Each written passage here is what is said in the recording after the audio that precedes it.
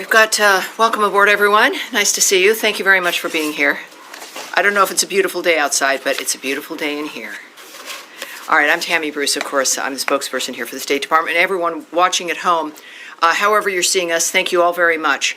You can get us at the State Department X account, I believe, also at state.gov. I know C-SPAN viewers are always with us, and I appreciate that, as well as a variety of other streaming. I don't know. There's my young man who was not here last time because he was traveling, Tommy Piggott, our principal deputy. And he will be briefing on Thursday, by the way, as we begin here. So let's start with the statement, shall we? Here on this, is this the last week of July? Is that possible? It's getting close. It's weird. Everyone's saying no. All right, I'm already wrong. All right, everybody. As of Friday evening, there are no wrongfully detained Americans in Venezuela, and we want to keep it that way. We are committed to doing everything we can to prevent one American national from being wrongfully detained by the Venezuelan regime ever again. To this end, I want to reiterate our clear warning. No one should go to Venezuela.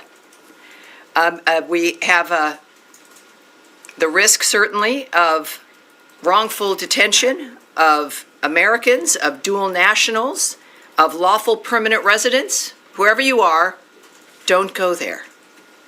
The risk is extremely high. Americans who travel to Venezuela or nearby border regions risk being wrongfully detained for months or even years, and release is never a guarantee. You can stop that yourself by not going to Venezuela. Further, the days of unelected health bureaucrats in Geneva running over the American people are over. It's a good day. In collaboration with the Department of Health and Human Services, we formally notified the World Health Organization of our rejection of the 2024 International Health Regulations amendments, which were set to become legally binding regardless of our WHO withdrawal. The 2024 IHR amendments broadened the WHO's mandate to include not only public health emergencies of international concern, but also, quote, events or conditions that may have the potential to become emergencies. How nice for them. This allows the WHO to deem what constitutes an international threat. We know from COVID-19 that an expanded international health bureaucracy will use their authority to centralize decision-making, stifle scientific debate, and censor free speech. Rejecting the 2024 IHR amendments reaffirms our position that U.S. public health policy will be shaped by Americans for Americans. And with our HHS colleagues, we are proud on delivering that mandate. And today, the United States informed Director General Audrey Azoulay of the United States' decision to withdraw from the United Nations Educational, Scientific, and Cultural Organization, also known, of course, as UNESCO. Continued involvement in UNESCO is not in the national interest of the United States. UNESCO works to advance divisive social and cultural causes and maintains an outsized focus on the UN's Sustainable Development Goals, a globalist ideological agenda for international development at odds with our America First foreign policy. UNESCO's decision to admit the, quote, state of Palestine, end quote, as a member state is highly problematic, contrary to U.S. policy, and contributed to the proliferation of anti-Israel rhetoric within the organization. Continued U.S. participation in international organizations will focus on advancing American interests with clarity and conviction. Based on President Trump's executive order, continued participation in international organizations is under review, and this is one result of that review, confirming the importance of making sure that all of what we do comports with the America First agenda. And finally, in today's topper, President Donald Trump met with Philippine President Ferdinand Marcos Jr. in Washington, D.C., following Secretary Rubio's meeting with President Marcos yesterday. Both meetings reaffirmed the ironclad United States-Philippines alliance as vital to peace and stability in the Indo-Pacific region, while advancing closer economic ties, including supply chain cooperation. Secretary Rubio announced plans to work with Congress to provide $15 million for private sector development in the Luzon Economic Corridor, part of a broader, more than $60 million initiative focused on energy, maritime issues, and economic growth. Both sides committed to regular high-level engagement as allies, particularly ahead of the 80th anniversary of the U.S.-Philippines diplomatic relations in 2026. So that is coming up, and I will now take your questions, and we'll go to Nadia. Thank you, Tammy. I have two quick questions. The first one is quick. The first one is about Syria. It's reported that Ambassador Tom Barak is going to chair a security meeting between Israel and Syria. Is this to avoid the scenario we've seen last week? Can you elaborate on this potential meeting between them? Well, what I can tell you is that all parties have reached a cessation of hostilities. We are calling on the Syrian government to lead on the next steps and hold all perpetrators of violence accountable for their actions. The United States government supports Syria's national unity and a peaceful and inclusive resolution with its minority constituents. I did speak with the Secretary briefly, actually just before coming up here, which is why I was a little bit late. But he expressed his optimism regarding the current situation, that the Syrian government agreed to a boundary to not go in to the Soweto area, but that there would be a boundary to make sure that jihadists were also not going in, to maintain some part of the peace, if you will, and he was enthusiastic about that was unfolding properly, and that everyone involved in the atrocities would be held accountable. And that could include people who also may be affiliated with the Syrian government. Obviously, a good opportunity for them to show their commitment to what needs to be achieved there. Yes, Caroline, your colleague said that President Trump, and I want to quote him just to be precise, she said that President Trump hated seeing pictures of starvation of women and children trying desperately to get to the aid. He wants to see it done in a peaceful manner. As you know, there's 1,000 people have been killed around the food distribution center. So how can the State Department or the administration fulfill the president's statement of what he said now to make sure that the food amount is increased more than the 80 million that you mentioned to us before, and to make sure that people are secure and not killed while they're trying to get the food? Right, that is clearly our North Star. It is the thing that is uppermost in mind for the president, to still get peace so that these issues are no longer issues. Also, in my conversation with the Secretary, he has noted that Special Envoy Witkoff is heading to the region now, to the Gaza area, and we all have, as does the President and the Secretary and the Envoy, a strong hope that we will come forward with another ceasefire, as well as a humanitarian corridor for aid to flow, that both sides have in fact agreed to this. So we are looking forward to that arrangement and to a possible framework, again, regarding a ceasefire. Remember, we had one before, which Hamas broke. But what the Secretary indicated was, again, an aid corridor that needs to be set up, that both sides have agreed to, that the humanitarian situation, of course, has been a main focus of what our concern has been, obviously. And so I'm hoping, as I mentioned to some of you earlier in the day in our conversation, that each day has the potential to have this be better. We're working on it constantly. And so I would suggest that we might have some good news, but again, as we know, this can be constantly a changing dynamic. Right. Correct. He's going to the region. Well, let me just say, this is a very quick conversation. It was on the telephone. He said the area, he said Gaza, the area. Now, of course, it could be, we have many, many partners there, many allies. So keep that in mind when it comes to the specific location of the envoy.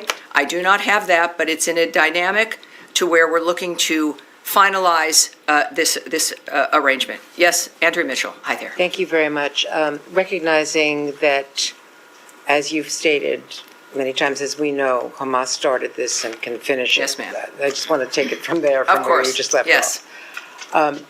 Is there recognition now that it is important to establish aid outside of that southern area in Rafah so that it is more accessible to people who don't have to travel these distances and deal with the IDF confrontations that inevitably have occurred? And I'd just like to follow up on that as well. Right. It's been always the intention, obviously, to have as many sites as possible.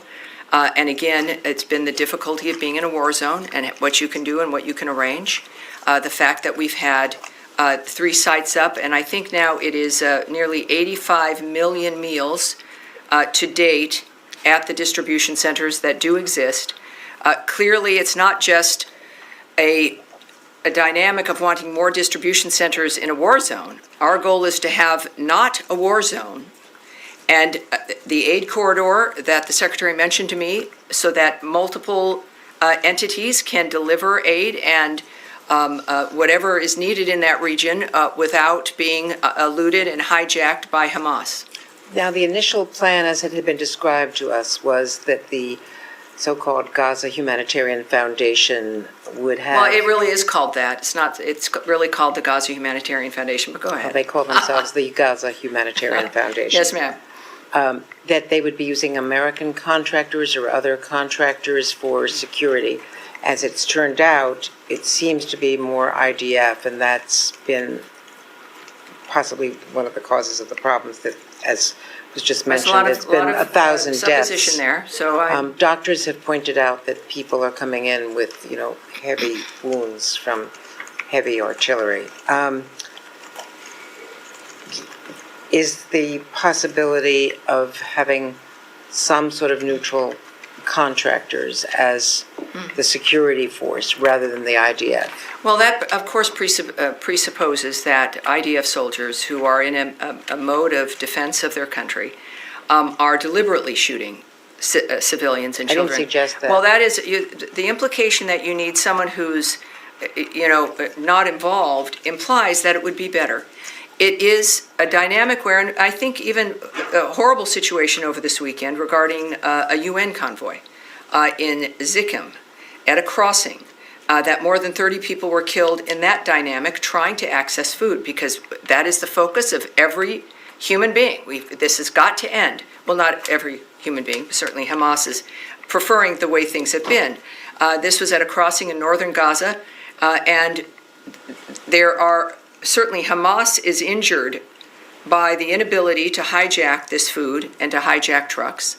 And they are injured by the success of GHF and what it's been doing, because they have not just looted these trucks, but they've weaponized the money that they make from this food, and then they control the population with it.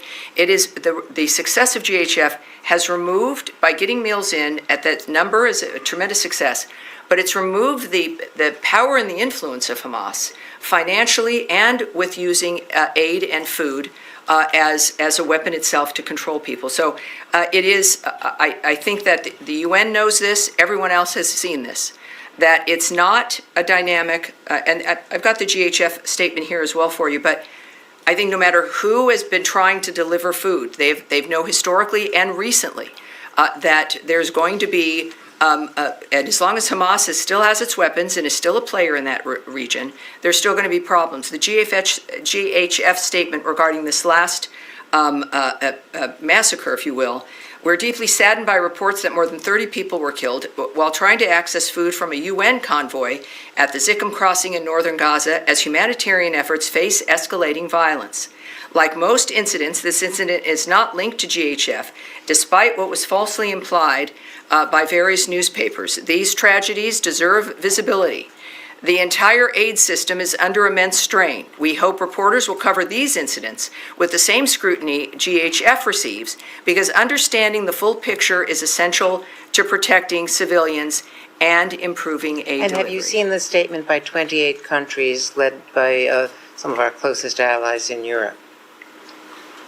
Yes, and I think it's nice to know, and many of certainly it's our allies and friends, it's a demand for the war in Gaza to stop.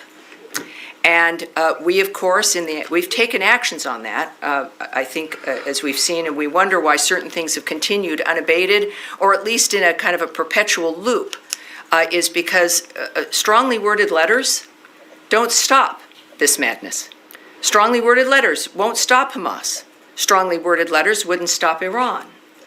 Strongly worded letters are fine, and it's good to know where people stand. I appreciate that very much. The United States, through the leadership of President Trump, and the guidance and the hand also of Secretary Rubio, and of our remarkable envoys, put their lives at risk, take action, make decisions, confront important questions, sometimes when it works, when it doesn't work, but it's more, and sometimes strongly worded tweets and letters in the midst of the actions that we are taking. So we appreciate their sentiment, but I think that the fact of the matter is that we have a history here of recognizing that we have work to implement what they issue as their desire for the war to stop, and we've been taking action on that. So we know that the conflicts which we are trying to end do not end because of letters or even conferences, but because of intense diplomatic efforts. We are leading that effort alongside Egypt and Qatar. And as I mentioned earlier, we are hoping for some rapid responses coming up soon. Yes, sir. Thank you, Tammy. On that note, I guess if you could talk a little bit about how that progress is progressing towards a resolution. But on a more broader note, Judd, is it the department's assessment that the current, policy towards the conflict is working in drawing it to a close? Because when you see 79 people killed waiting for aid, which is one of the highest numbers we've seen over the course of the 2 years, it's absolutely horrible. It feels like things are going in the wrong direction. Well, what it shows us here is that the enemy, that some of the worst people in the world, state sponsor of terrorism, Iran, and their death squads, have relied on fear, have relied on indecision, have relied on people not wanting to face hard decisions. So, of course, they're going to act and cause more terror and more death in the hopes that people will retreat. That's not going to happen. And it means pushing through, making sure you stay what you're trying to achieve, if it's achievable, the willingness, yes, to use diplomacy, and as President Trump has indicated, other mechanisms in which to get the job done. So I would argue that Hamas, being desperate and doing more horrible things, that's not new for them, right? That's their hallmark, is something that horribly, it's not a surprise, but that the work to end this from going again and again and again and having the same conversation in 100 years is obscenely unacceptable. So we see the results. It has been, when you say if there's been progress, the parties have been at the table. There have been agreements, one of which, of course, is broken. There can be another one. We are determined for that. Certainly, their sponsor is on their heels, for lack of a better phrase, because they also found out that President Trump is a realist and is serious. So I think that it is clearly shown progress. It's clearly shown a direction. And the accomplishment of one of the red lines from President Trump, which is that Iran will never have a nuclear weapon. Well, guess what? They won't. Yes, Humaira. Reuters. Yes. Just to go back to your conversation with Secretary, I understand that's what he said, Gaza area, but can we at least say Steve Woodcock is going to the Middle East right now, as we speak? Gaza area is a little bit of a Middle East. I based on I don't have specifics, and I'm sure we have an incredible team that works with Special Envoy Woodcock here in the building, are probably now grabbing the television and watching and saying, so I don't have the specifics of exactly where he'll be, but clearly it's in a position where he's going to be able to continue with the negotiations that will lead us to this, hopefully, ceasefire. Right, and you also said that one of the things that Secretary indicated, an aid corridor that needs to be set up that both sides have agreed to. So Yes. is the United States basically negotiating for an aid corridor that is going to include other humanitarian implementers like UN and others? Well, you're asking for so much, and I appreciate that about you because you're always a few steps ahead. That would require speculation on my part. It would require guessing on your part. What I know is what I said to you based on what the Secretary said to me. And one more All right, thing. one more. In your answer to Nadia, are you actually confirming that this meeting is happening with U.S. Envoy Tom Barak and officials from Israel and Syria? And can you tell us where it's happening? No, I can't confirm any of that. Thank you. Yes, ma'am. Thanks, Tammy. Going back to the American who was murdered in the West Bank, the president last week indicated there would be a meeting in which the Israeli government would give more information to the U.S. about his murder. Did that meeting take place, and what else can you tell us about that? Unfortunately, there's not a great deal I can talk to you about the family and the nature of the conversations. Of course, we have confirmed the situation with his death. But the conversations or what has transpired at this point is not something that I'm able to share at this stage. And then another American was murdered in Syria last week. His family says that he was murdered by officials with the interim Syrian government. Is the U.S. planning to hold them accountable for this death? Well, again, you're saying something here that everyone hears. That is not something that I would confirm or would know or would say as a matter of fact, because a reporter says it here in the room. We can say, of course, that Secretary Rubio has emphasized the importance of prioritizing the safety and security of U.S. citizens. We can confirm the death of, and this is the Suwaida region, what we're discussing, of Syria last week, of U.S. citizen Hossam Saraya. We offer condolences to the family on their loss. We are providing consular assistance to them, but in the midst of the further conversations, I can't give you any more details except what we've already discussed. And then quickly on Haiti, the secretary announced yesterday that he had determined a number of legal permanent residents had ties to what has now been determined to be a Haitian FTO. How many people were affected by this? How did you determine that they had ties? Yes, again, for everyone at home, FTO is a foreign terrorist organization, so it's a very serious dynamic. Last month, Secretary Rubio determined that certain aliens with U.S. lawful permanent resident status who have supported and collaborated with Haitian gang leaders connected to Vive Ensemble, a U.S. designated foreign terrorist organization, are deportable due to the potentially serious foreign policy consequences of their continued presence in our nation. Vive Ensemble is a driver of the violence and criminality in Haiti, contributing to the island's instability. The Department of Homeland Security also steps in here. They will pursue the removal of these aliens from the United States pursuant to our laws. The Department of State defers to DHS on any update regarding removal proceedings regarding these aliens. We also will not allow aliens who have facilitated the actions of violent organizations or support criminal terrorist organizations to remain in the country. And of course, this demonstrates, I think it's safe to say, the administration's firm commitment to protecting the American people, advancing our national security interests, and promoting regional security and stability. There is an authority I want to share with everyone who may not know how this works.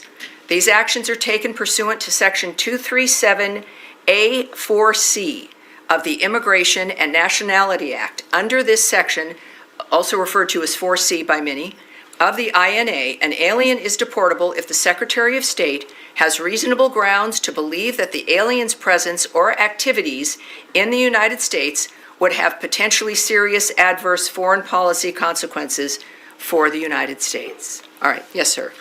Can I just ask you, as a follow-up really to Humera's question, when you mentioned these humanitarian corridors, you said this has been agreed between the sides. Is that something that's come from the process in Doha that's been agreed? How should we take that? And just any detail you can give us I about know. You know, I was, the secretary is a busy man. We're all proud of him, the nature of what he's being able to accomplish by splitting his time between the State Department and the White House. And our conversations sometimes are in person, oftentimes by phone.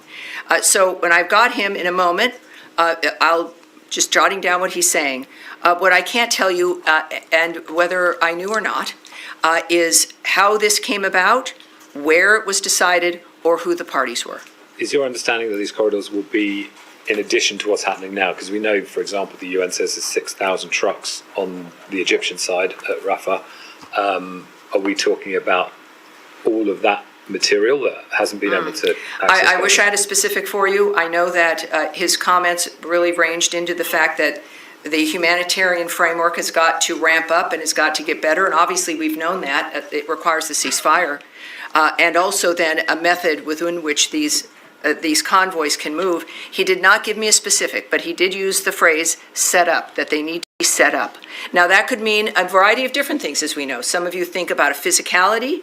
Others, it could involve arrangements at certain spots. I don't know, and we shouldn't speculate at this point. And just, is there any sort of internal scrutiny within the administration about the results of the Gaza Humanitarian Foundation as an entire project, which, as you've set out, is intended to displace the United Nations process? Jeb, I never said that this was to displace a process. I can't speak to. But you've been saying that under the previous system. Well, yes, Hamas it's true. I mean, we know that under the previous dynamics, that Hamas was able to loot trucks and to steal material and to sell it and to use it and to weaponize it. But the decisions made, since now GHF has been able to get food in and to distribute it, yes, there have been some difficult circumstances, to say the least, because it's a war zone with a terrorist group. We recognize that. It's imperfect. And it's difficult, but they've done it in a way that made it possible. I don't know what has made the others so vulnerable to theft and hijacking and everything else that has really only landed the food with Hamas. And we saw that with this weekend, and then a few weeks ago, another dynamic where trucks themselves, the entire truck was multiple trucks were hijacked. So I don't know the entire UN plan or their decision-making process. What I do know is that GHF did it differently, and the different approach has worked. But the result of this system is starvation, and everyone can see it. I mean, this is beyond any doubt now. And a bag of flour is costing $70. So the value of those commodities actually to Hamas or other groups that want to steal them has gone up under this system. Well, look, we know, without needing to refer you to the Treasury Department, that supply and demand is an issue wherever you are. And of course, we're talking about this as though it's like a city in distress. It is an obscene result of obscene mass murder and madness. It is not a normal environment. It's not a human environment. It is placing, as I've said from the beginning, the first victims of this situation have been the people of Gaza. And it is time, and President Trump has pointedly made this declaration about his intentions, is that this is going to stop, and it requires new ideas. It doesn't, the old ideas maybe were well-meaning, and they kept doing it. It was always the same result. Maybe it's well-meaning. I can't speak to that. What everyone needs to recognize is that the current situation works, and yet there is still this bizarre resistance. And look, I'm here because I love the country, as are our diplomats. And there are other things that go on in the world when it comes to finances and, Hamas being able to use a dynamic like this for its own benefit. That's horrible. But what we know is that we had to get food to people in the meantime and then change the dynamic on the ground, and that's what we're doing. All right. I know, Saeed. Yes, sir. Thank you, Tammy. Two quick questions. A follow-up on Tom. Between the 20th of January till the 2nd of March, upward of 600 trucks were going in a day. There's no evidence of, any trucks were being stolen. No evidence of violence around the aid and so on. Doesn't that speak well of the former system that was in place to get aid in? Well, without knowing what you're referring to or having the data or who's reporting those numbers, I mean, that would be speculation on my part. What we do know is that in the immediate aftermath of October 7th, the defense that Israel was applying regarding that dynamic, the efforts to get food in to Gaza, even recently, have failed miserably. We do know that everyone, as they had stopped food delivery because of the dangers on the ground. That was the driving force. Was even for us before GHF was we want to get material into the region, but we want to be able to do it somewhat safely and without it being looted or taken by Hamas.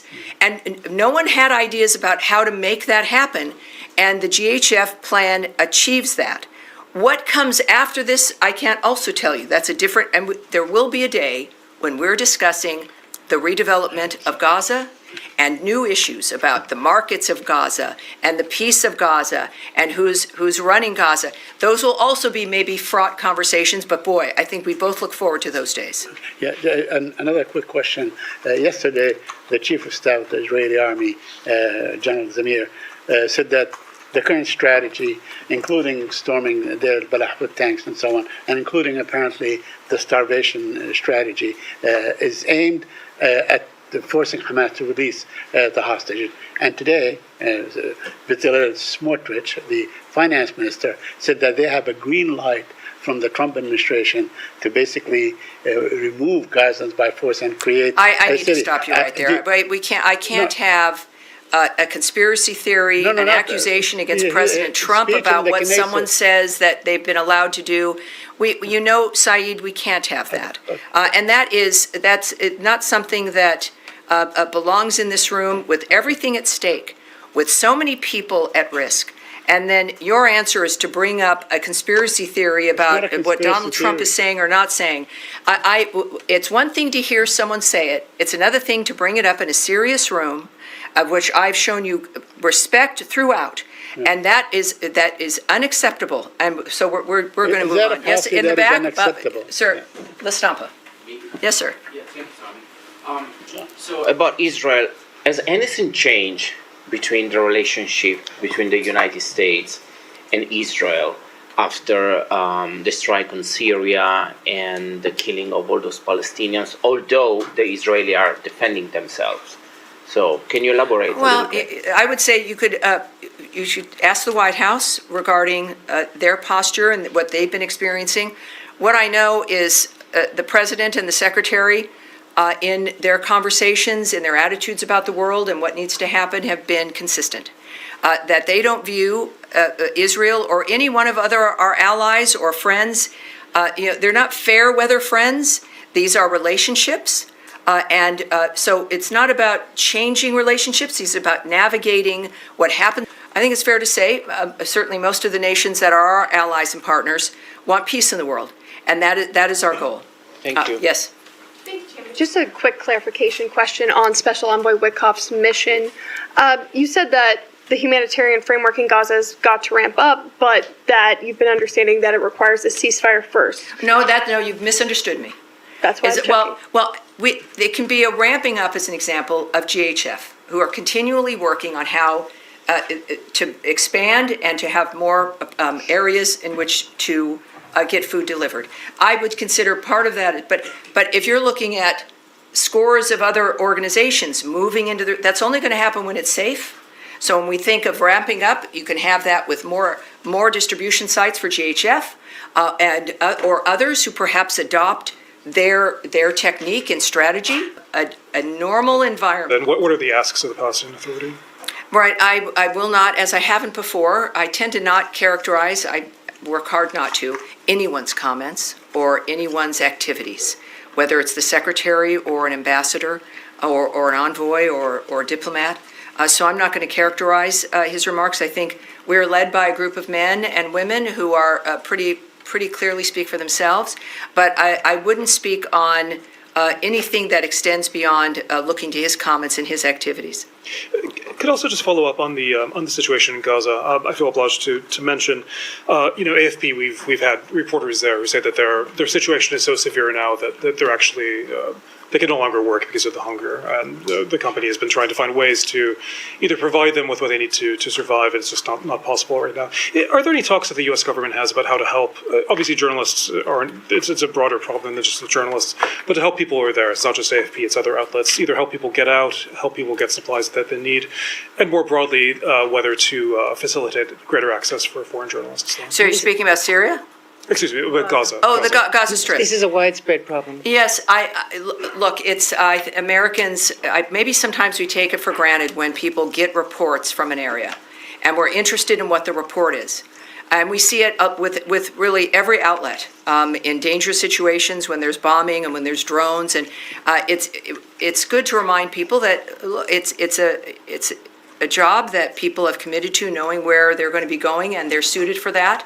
And that is starting, of course, it's every journalist's desire to bring up information and to share things that people need to know. I know that our warnings have been very consistent regarding Americans and people in general not going to Gaza.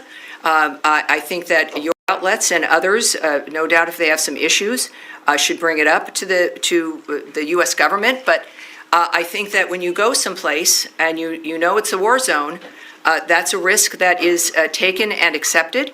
But I know we have, whether it's the embassies with wherever you are in the world, that there are ways to contact the American government if you want to be helped to get out of an arena, or whatever it is you're facing. But obviously, there's people there who didn't choose to be there necessarily, who are residents in all these war-torn areas.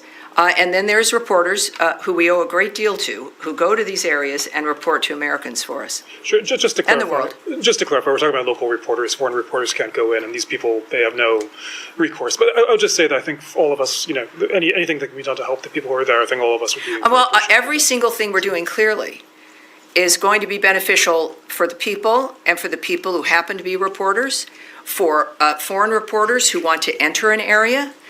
This is an opening that we're looking forward to, that the president spoke to a few days ago about his optimism about some news out of the Gaza area. Every single thing we're doing, it doesn't eclipse anybody, right? The Gazan people, whatever their professions are, and for the people who want to get into Gaza to report, it is, in all honesty, helping to facilitate reporters has not been at the top of our list. The top of our list has been to stop the carnage and to help hostages. But as a side effect, everyone wins when the world is at peace, when a region is at peace, when there isn't a terrorist group controlling a section of a country. All right. Yes, sir. And then I'll come up to you next. Thank you. Thank you, Tam. Two topics for you. Number one, Justice Department officials held a discussion on Thursday with the parents of Malky Roth, the American citizen who was murdered with two others in the Sbarro bombing in Jerusalem back in 2001. The discussion centered around the possible extradition of Jordanian national Ahmed Tamimi. The Jordanians get $1.5 billion a year in foreign aid. Democratic and Republican administrations have skated by on this extradition issue for a decade and a half now at least. What's preventing Secretary Rubio from pushing the Jordanians to finally go through with this extradition? Well, I would reject the premise of your question that nothing stops Secretary Rubio.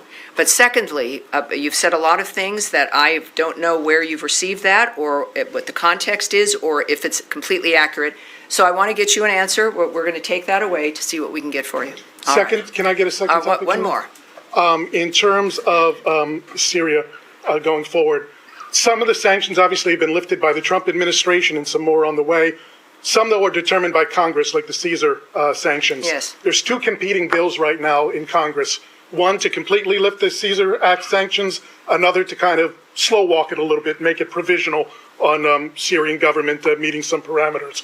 Is there a particular preference that the Secretary has here for implementing the lifting of the Caesar Act sanctions? I have nothing to preview for you regarding a choice that the Secretary might make. He's of course involved in every dynamic. The sanctions have been lifted because we want Syria and its government to have a chance to become stable. It has been very clear what the requirements are. We know we have to work for it to become stable because it's unstable. And so that's our focus, is a very intense dynamic to see if Syria can become part of the regular crowd of nations. That said, I mean, that's the original commitment, why sanctions were lifted. It couldn't work, sanctions that were on Assad. But we are finding whether or not, these days show us, whether or not the current government is able to act in a way that helps us get that stability. And so that is what's driving us now. Yes, sir. Thank you, Tammy. Back to the hostages, is the discussion you were talking about with Secretary Rubio. Yesterday, the families of the hostages released a statement saying they were concerned about this possible offensive as it gets to the issue of potentially hurting or endangering the hostages as they go forth. And I was wondering if there was any conversation that you can share that would focus or give a message to the families in terms of, as progress is being made in talks and so close, that this potential offensive may endanger the hostages. Well, I think that I don't have anything that I can tell you regarding private conversations or efforts that have been made, reaching out, of course, to hostage families. That has been a highlight of part of the obscenity of this entire event, is that they continue to hold live people and dead bodies. It is an excruciating, barbaric environment. But of course, as you know, our engagement has been with everyone. We will do we will talk with whoever we need to talk with to have peace in the world.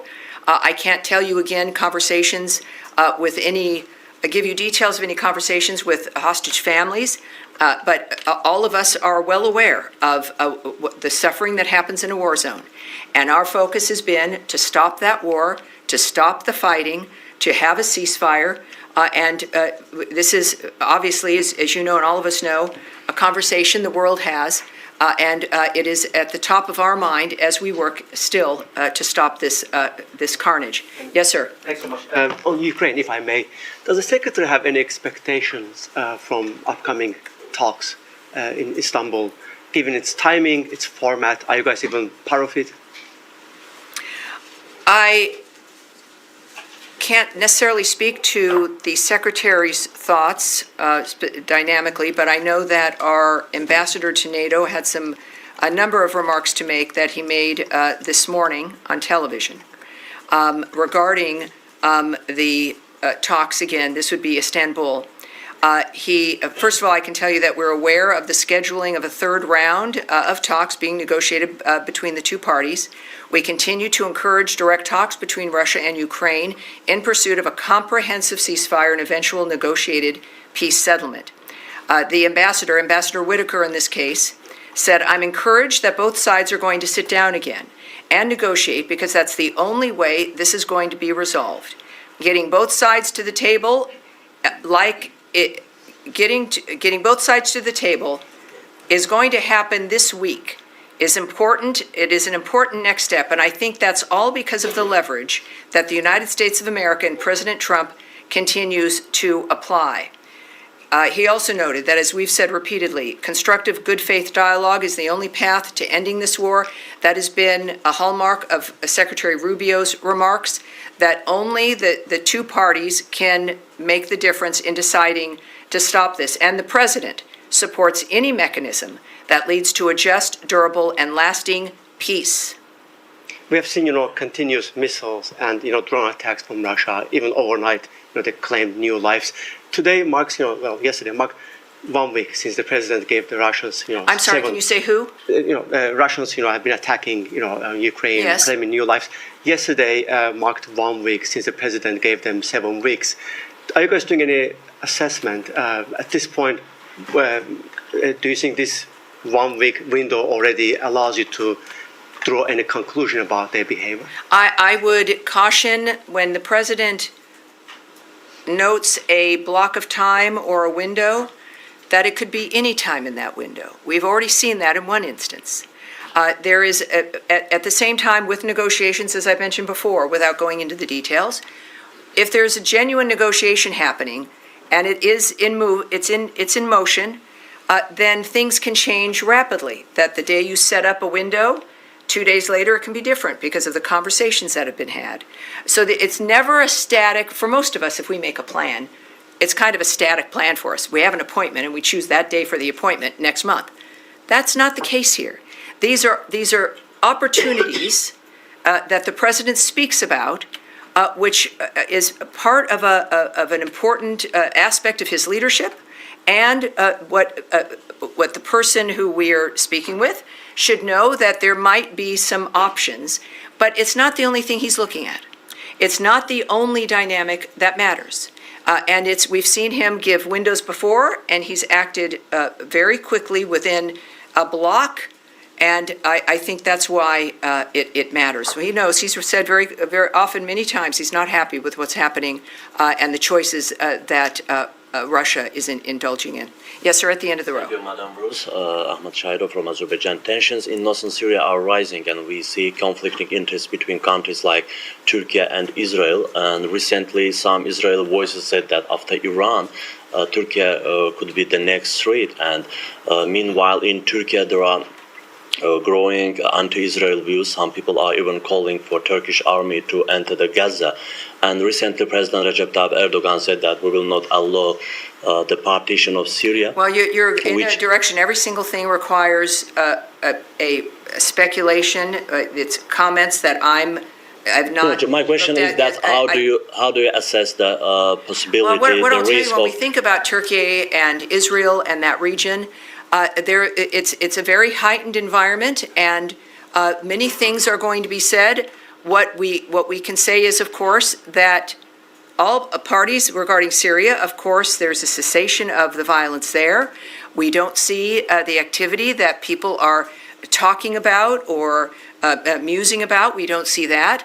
We know in many times recently, the president and the secretary have intervened in what could be horrible situations like the India-Pakistan dynamic, which they were able to stop.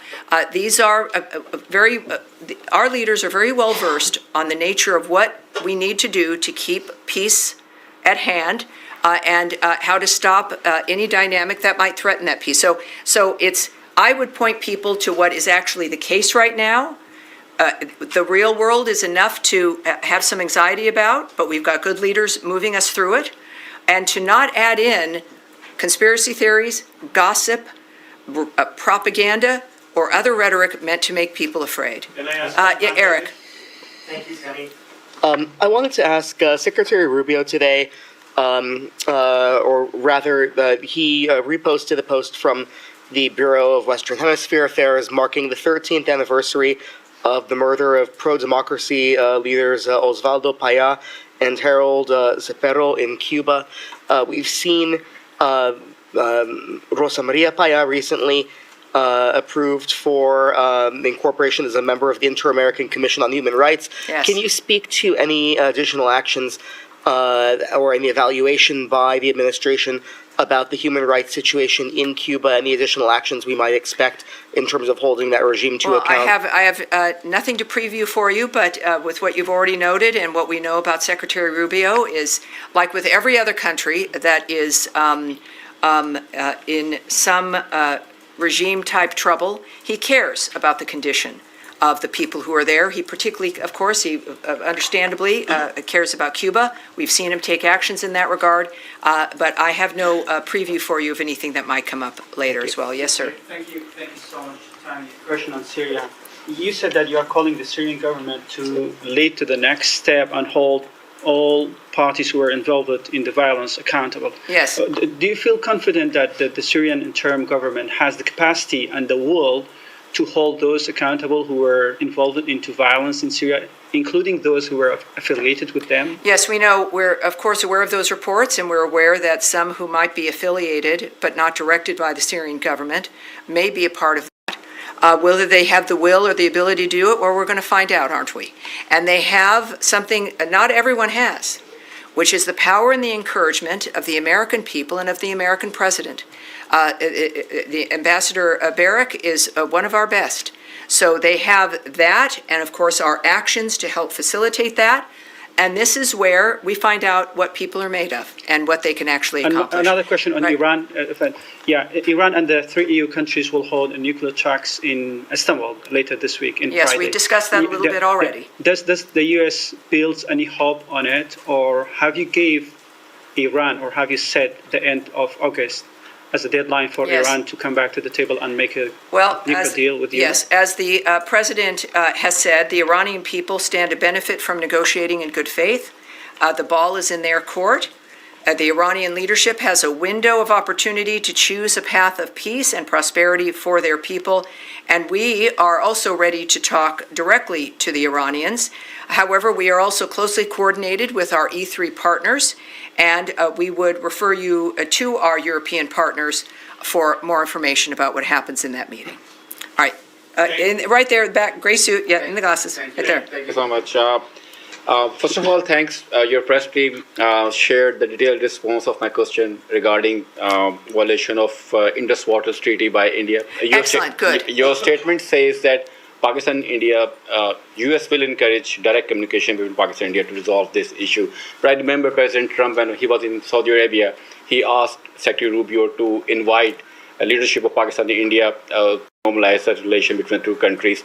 He, after stopping the war between India and Pakistan, he also offered to mediate on Kashmir.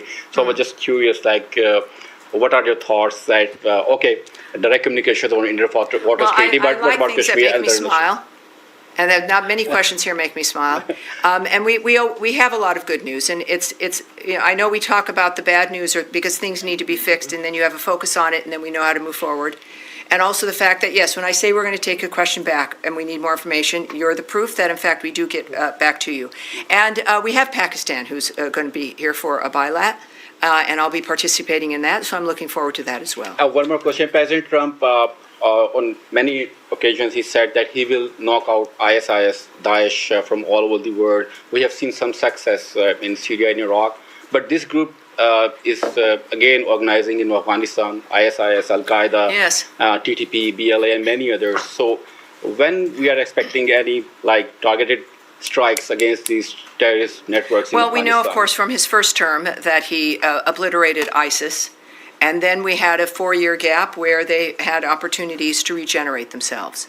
While I won't get ahead of the president, but we can all look at his previous performance and his commitment. And very often, of course, that can give us a bit of an idea of how he's going to be moving forward. All right, yes, in the back in the white shirt, sir. Thank you so much. I would like to ask about... Can you say your name and your outlet, please? My name is Yordana from Khabar Agency. All right. So according to information from Russian Borders Customs Service, the main trading partners... Keep going. Keep going. Main trading partners of Russia are China, India, Turkey, and Kazakhstan.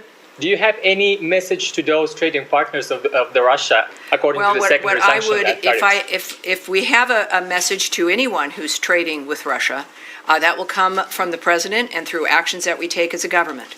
And we will use information that we have that we've confirmed here as opposed to maybe a report from a Russian border agent.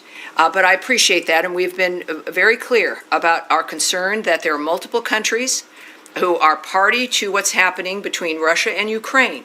And those who, like with China, where there's 80% of dual-use material is from China for Russia. So we understand this. It's an open globe when it comes to trade, but the president and the secretary have many tools in their tool chest when it comes to how to address that issue of supplying regimes that are causing trouble or are certainly affecting our national security. And we do that regularly. And of course, that is always open. And so no one should be comfortable when it comes to the choices that they make. They should be careful when it comes to who they trade with and who they supply. In the pink jacket in the back. Yes, ma'am. Thank you. On UNESCO membership, we have observed what appears to be a broader trend of disengagement from international organizations recently. And specifically, for example, no U.S. representative has been appointed to the Organization for Security and Cooperation in Europe, OSCE, an institution rooted in Helsinki Accords. Another position vacant is the International Atomic Energy Agency, a seat in Vienna. Can you clarify whether these absences reflect a temporary delay in appointments? When we look at the website, we are seeing many absence. Or is the U.S. signaling a longer-term strategic withdrawal from these institutions, particularly the IAEA and OSCE? All right, also your name and what is your outlet? Sarah, Halk TV, Turkish. Excellent. Well, welcome aboard. As I mentioned earlier, we've been doing a lot of reviews, as you know, one of which has just resolved, which is USAID, and also, of course, the reorganization here at the department. Another executive order that the president issued upon first taking office in the second term was to have a review of the international organizations that we're involved in, to make sure, just like with foreign aid, are these organizations aligned with the values of the America First framework? Is it in our best interest to be a part of these organizations? And so we are doing a review right now of our international organization participation. And our withdrawal from UNESCO is a reflection of the result of one of those reviews. And I don't know what each entity will experience. I'm not part of this framework. And I would want to check on really the staffing of the others that you noted. But I would say that it is any more than when we were doing the foreign aid review. To not take that, especially with a reduction in either participation or in spending when it comes to aid, don't take that as an indication of our withdrawal from the world or our participation. It's about a smarter, more strategic involvement that can be faster and more nimble, more effective around the world. We've mistaken, because of the size of government, this idea that how big and more nimble, more effective around the world. We've mistaken, because of the size of government, is this something that is valuable for, and in our case, President Trump's vision of America First, but also for the best country in the world, a government that is still, as we are into our 250th birthday, that we want to be that country that people love and want to come to, that can make the difference in the world, that can actually not just help end wars by joining them, but can stop them from starting. That's the NATO vision. The NATO vision wasn't get prepared to have to fight back. It was to be a deterrent. So the vision is not withdrawal or turning inward. It's the opposite. How can we do more faster with more results and more dynamics? That is where we're going to end today, and we will. I'm sorry, that's where we're going to end. I can tell you that for this Thursday, you're going to see Tommy in your briefing, so we will have that wonderful experience coming up on Thursday. Thank you, everyone. Have a great day. I appreciate it.